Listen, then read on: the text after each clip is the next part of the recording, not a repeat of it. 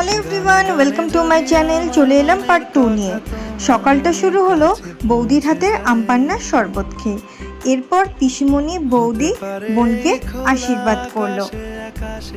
আমরা খেয়েছিলাম লুচি, চানা মশলা আর পায়েস। এরপর বৌদি কাঠি কাবাব বা চিকেন স্যাটে তোমরা যেটাই বলবে সেইটা করছিল, সেইটা বসে বসে দেখছিলাম। এরপর বোনকে সাজিয়ে গুছিয়ে খেতে দেওয়া হলো।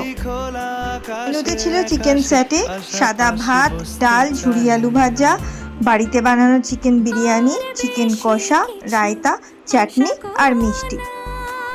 সবাই মিলে একই টেবিলে বসে খাওয়া দাওয়া করলাম আর জমিয়ে গল্প করলাম। দিনটা খুব ভালো কাটলো।